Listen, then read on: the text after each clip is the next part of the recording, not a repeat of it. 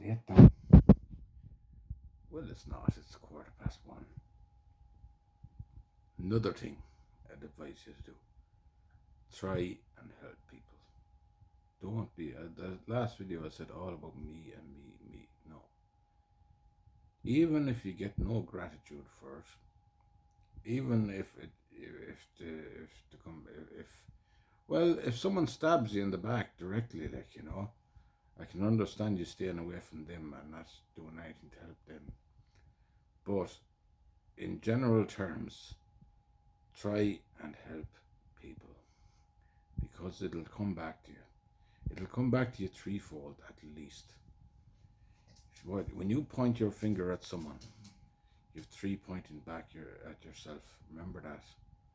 So the same goes for if you reach out a helping hand to someone that plays music or writes or something with a bit of encouragement, just a like and a comment.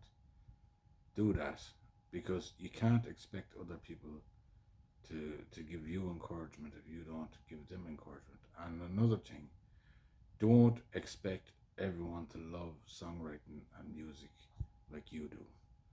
People generally go out to the pub and they just want to have a chat about their lives or about anything, and they don't have the same passion for music and writing as you. And if you've a load of ideas in your head going on, if there's a whole load of ideas, instead of letting them sit there and go and driving yourself mad, write them down, use it productively. That could be a download coming from you from the other side. Now I'm getting spiritual. That could be a download coming to you from the other side that you need, that's part of your mission as a songwriter or a poet.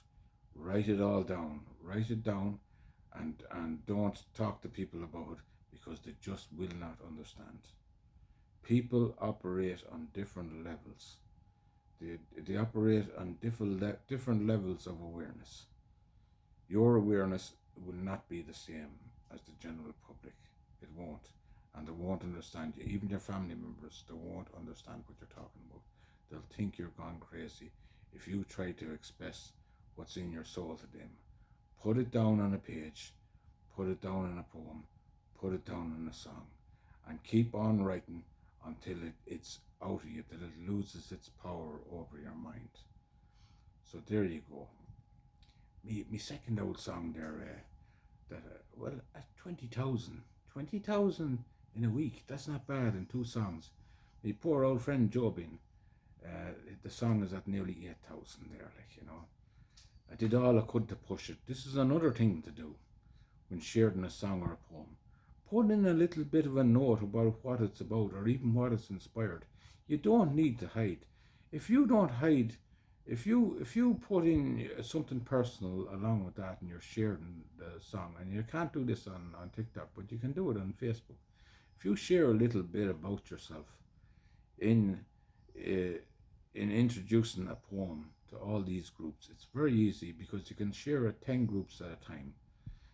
You are making people understand where you're coming from, and that's why I believe a lot of people listen to that song, the one about the beautiful lady from Mullingar, is because I almost deleted that song and I told a story about it, and now people are listening to it, and it's at 12,000.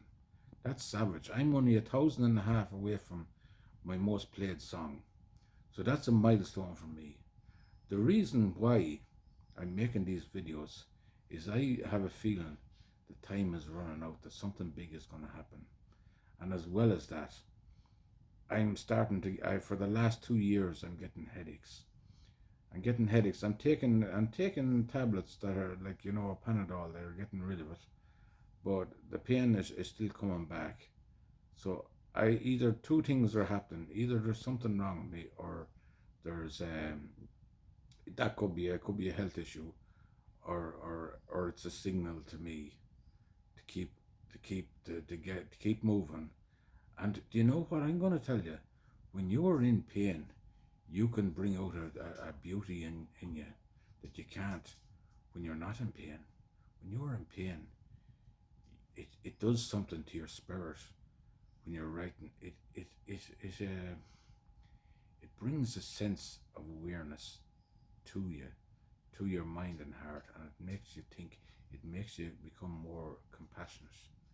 That's why those who suffer the most on earth are the nicest people, you know. And people think, oh, they suffer so much and they're such a good person and they're gone, so they die so young. A lot of the time, I believe it's because they're good people and God is ready to take them into heaven.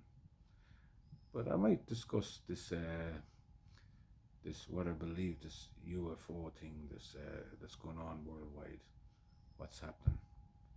But we're getting into psychic territory then, and that type of talk could get you locked up, as it did with me. Like, you know, it could. People that are psychic is a very real thing, but many misuse it. Many misuse it, and most hide it. Most will not tell you.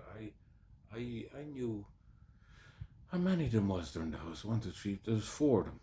I knew a house of four psychics, mediums, and one of them, the main one, was training me for years, and I ended up going to the mental, and he told me, he said, Rory, what you're after doing is you're after opening a door that you can't shut.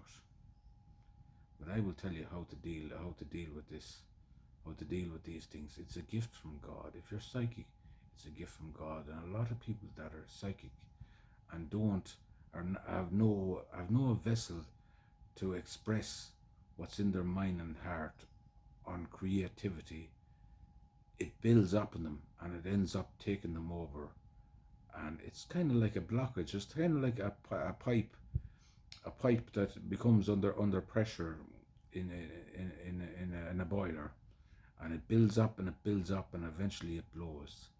But if you release the valve, if you release the energy through something creative or some like art, some form of art or creativity, it will release the valve, and you don't have to tell anybody anything about it, because most hide it. Most will not talk about it because they fear more. The general public fear more what the public thinks of them than they do what God Almighty thinks of them, and they waste their gifts.